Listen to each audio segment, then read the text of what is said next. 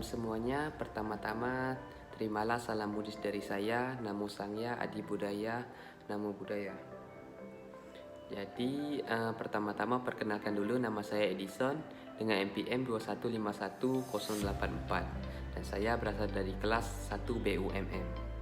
Jadi pada kesempatan kali ini saya akan merangkum penjelasan dari karma dan punarbawa yang dari video yang dibawakan oleh Biku Utamo dan juga Bapak almarhum Cornelis Wower.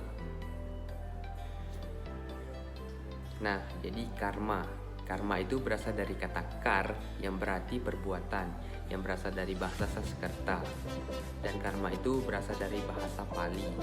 Dalam agama Buddha, perbuatan yang dapat dikatakan karma adalah perbuatan yang disertai oleh niat dan juga kehendak dalam melakukannya.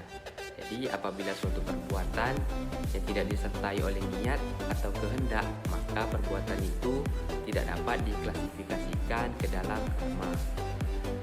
Karma itu memiliki dua jenis, yaitu karma baik dan karma buruk. Karma itu dapat terjadi melalui pikiran, ucapan, jasmani, ataupun perbuatan. Karma berdasarkan akibatnya. Karma yang berat dan negatif, atau disebut juga sebagai Garuka Karma. Contoh dari Garuka Karma ini adalah seseorang yang membunuh ayah atau ibu kandungnya, membunuh seorang arahat dan melukai sang Buddha. Apabila kita melakukan perbuatan yang paling buruk dan paling jelek, maka karma ini akan berbuat terlebih dahulu daripada karma buruk yang lain. Akibat dari melakukan perbuatan ini adalah ketika ia meninggal, ia akan terlahir di neraka Avici. Karma kebiasaan atau acina karma. Contohnya seperti memancing, memaki, atau marah.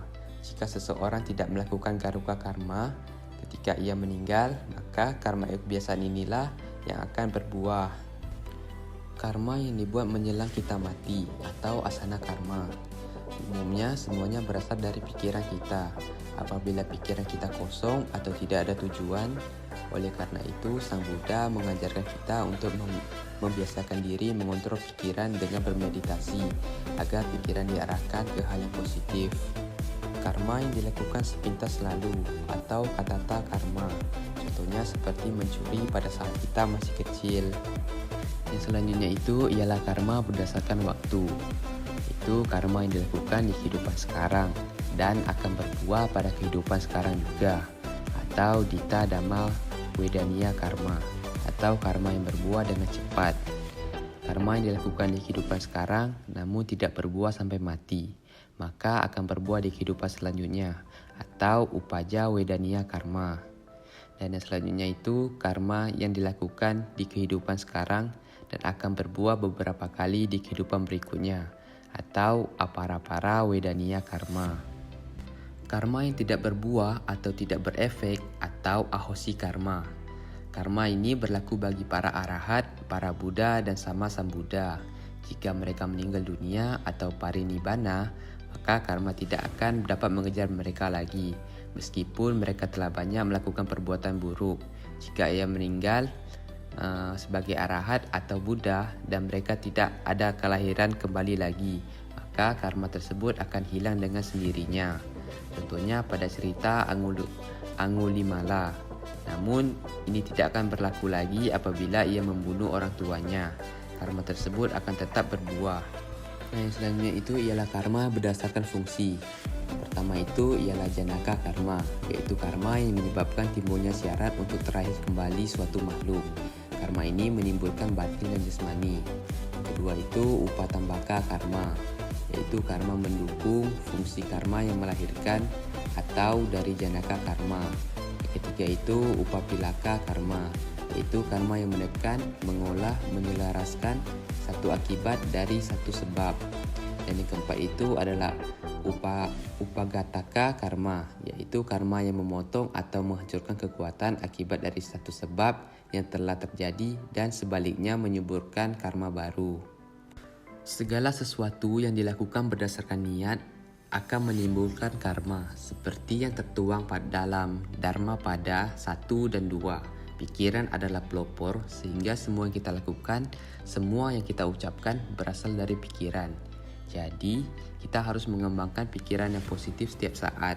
Perbuatan baik kita secara tak langsung dapat membuat orang lain menjadi pribadi yang lebih baik. Dengan belajar hukum karma, kita dapat menyadari apa perlu kita lakukan dan apa yang tidak perlu kita lakukan. Karena masa depan kita dari hari ke hari semua tergantung pada karma kita sendiri. Yang dapat dikerjakan berarti membentuk karma baru. Karma bukan selalu yang lampau, namun karma sekarang juga perlu kita lakukan. Dan yang selanjutnya itu ialah kelahiran kembali atau punabawa. Punabawa berasal dari kata puna yang berarti lagi atau kembali, dan bawa adalah proses menjadi ada atau eksis atau kelahiran. Jadi punarbawa adalah proses menjadi ada lagi atau kelahiran kembali atau tumimbal lahir, yang dimana proses ini merupakan akibat atau hasil dari karmanya pada kehidupan lampau.